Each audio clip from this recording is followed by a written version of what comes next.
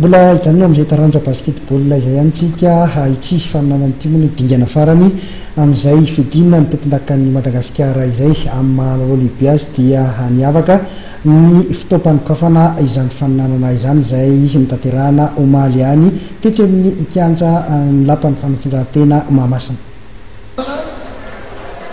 Zay tsaro marina ka kapitopiro zany anisan'ireo champion NLD. Ekipa 12 sy vavy avy amin'ny faritra enina atsimo andrefana Vakinankaratra Antsinanana Boeny Diana Analamanga no miatrika ny dingana faharoa sady farany amin'ny fiadinana ny tompondakan'ny Madagasikara N1A eo amin'ny taranja basketball. Omaly no nanomboka tamin'ny fomba ofisialy ny faninanana ka filaharana nampisehoana ireo rehetra mpandray anjara no nanomarihana izany. Teo amin'ny zazavavy ary dia ireto avy ireo ekipa mpandray anjara: Mbituol, Sebam, Asa, Asoma, Voromaherina loatra, CCSA, ASF, BFT, Pandrefiala, JEA ary USGFM. Hitantsika teo US Douane, Raboinakio, Zazalary. Ini bapak Iaikonni Zazala zay fantatry eto ny kopona Antananarivo mpianakavy baskety. Eo misy kajy lehilahy kosa indray dia 12 ihany koa no mandray anjara ka ahitana ny COSPN, COSFA, Challenger, Globetrotters, Ascut, Sebam, US Douane, Stade Olympique de Lemirna, ny Gendarmerie-pirenena, ny SBC ary ny ASA. Tsika dia mifaritra farany dia ny Analamanga zay manana mpandray anjara be iny satria dia misy hatramin'ny raika ambin'ny folo ny kilebana Analamanga lasy vavy. Dia ny hitantsika manao menamena rety zareo Asa lasy vavy Asa Analamanga.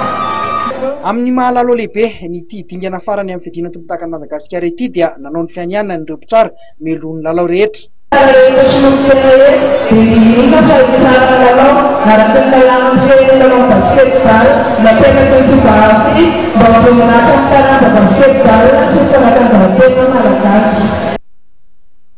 Avy eo dia ireo mpilalao indray nanatanteraka ny fianianany mba hampanjaka hatrany ny fair play sy hanaraka atsakany zandavany ny lalàna mife ny basketball.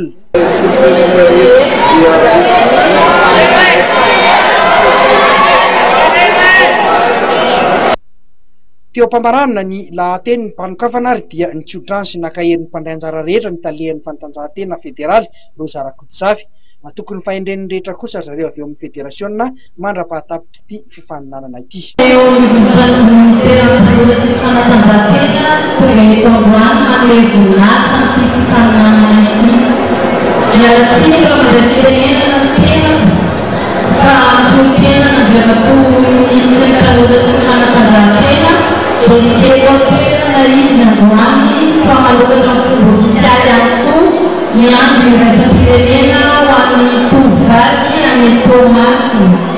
Mapita ny fiarabana sy ny fiararitsoa atsika rehetra tsakanavaka indrindra fa itsika mpandray anjara izay avilavitra sy avy Antananarivo. Tsy manabaresaka ho fa ambara amin'ny fomba ofisialy fa misokatra ny championnat national N1A.